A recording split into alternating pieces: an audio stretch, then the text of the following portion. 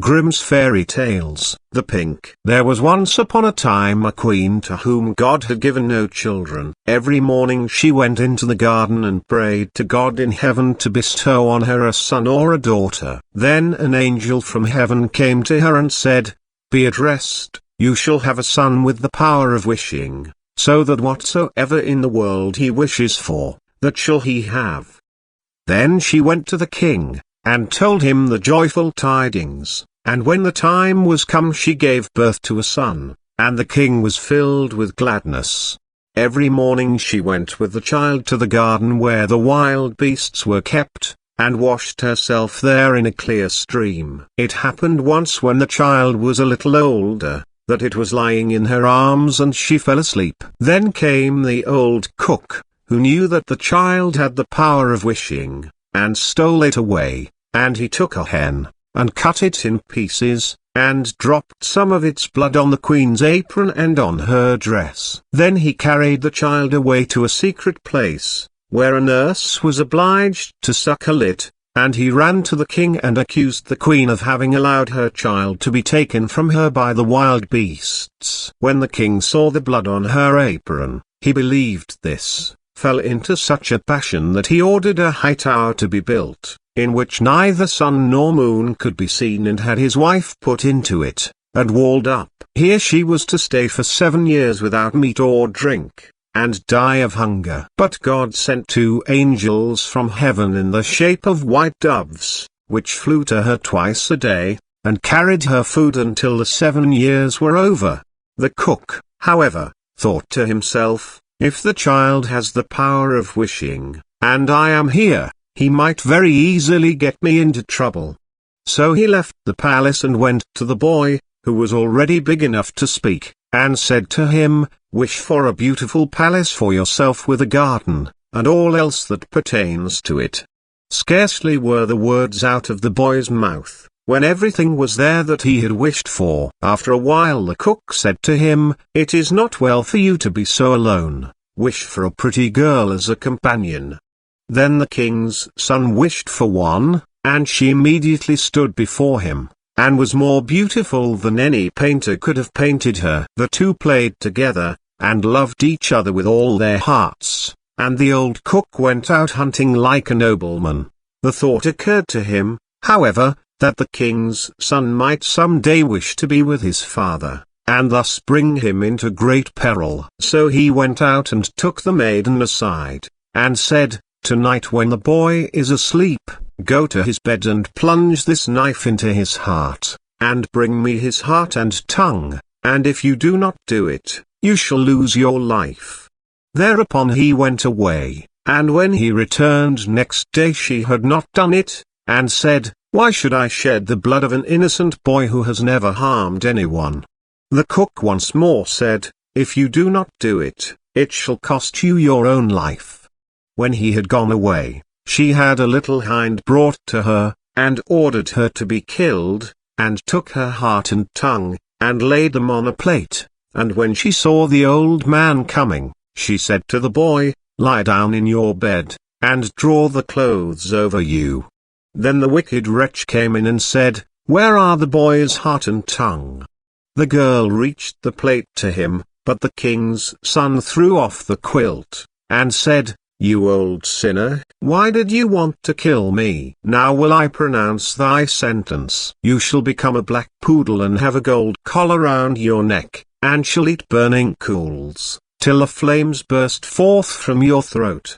And when he had spoken these words, the old man was changed into a poodle dog, and had a gold collar round his neck, and the cooks were ordered to bring up some live coals, and these he ate, until the flames broke forth from his throat. The king's son remained there a short while longer, and he thought of his mother, and wondered if she were still alive. At length he said to the maiden, "I will go home to my own country. If you will go with me, I will provide for you."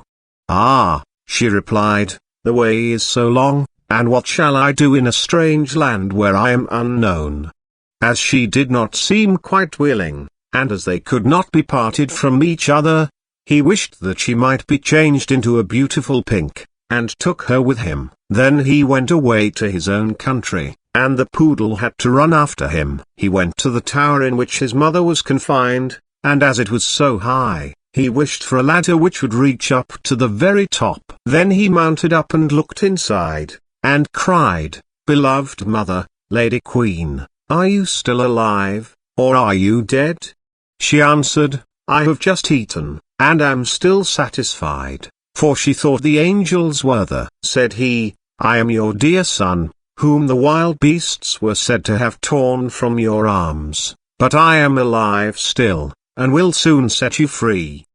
Then he descended again, and went to his father, and caused himself to be announced as a strange huntsman, and asked if he could offer him service. The king said yes, if he was skillful and could get game for him, he should come to him, but that deer had never taken up their quarters in any part of the district or country. Then the huntsman promised to procure as much game for him as he could possibly use at the royal table. So he summoned all the huntsmen together, and bade them go out into the forest with him. And he went with them and made them form a great circle, open at one end where he stationed himself, and began to wish. 200 deer and more came running inside the circle at once, and the huntsman shot them. Then they were all placed on 60 country carts, and driven home to the king, and for once he was able to deck his table with game, after having had none at all for years.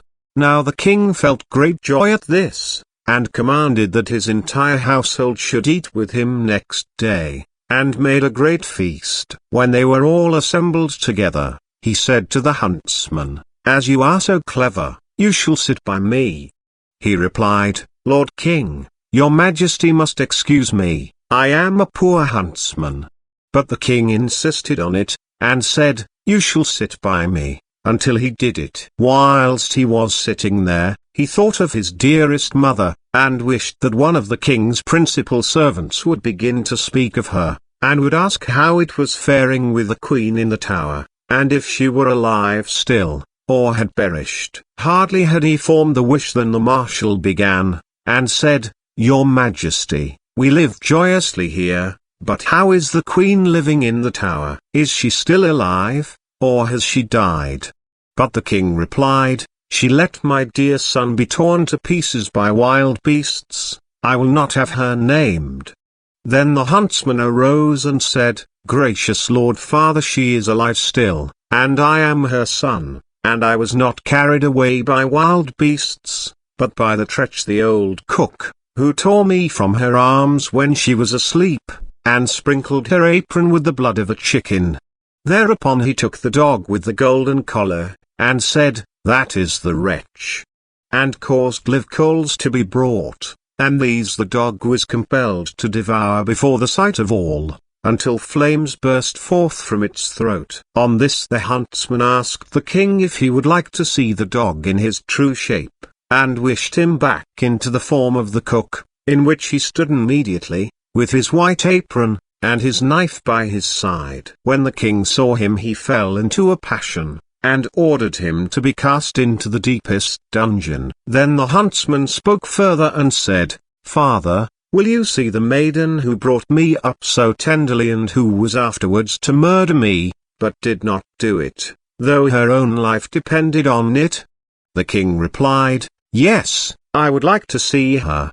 The son said, "Most gracious father, I will show her to you in the form of a beautiful flower," and he thrust his hand into his pocket and brought forth the pink, and placed it on the royal table, and it was so beautiful that the king had never seen one to equal it. Then the son said, "Now will I show her to you in her own form," and wished that she might become a maiden, and she stood there looking so beautiful that no painter could have made her look more so.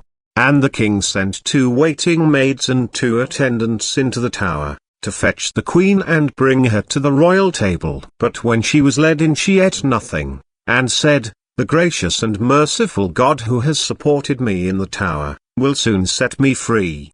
She lived 3 days more, and then died happily, and when she was buried, the 2 white doves which had brought her food to the tower, and were angels of heaven, followed her body and seated themselves on her grave. The aged king ordered the cook to be torn in 4 pieces, but grief consumed the king's own heart, and he soon died. His son married the beautiful maiden whom he had brought with him as a flower in his pocket, and whether they are still alive or not, is known to God.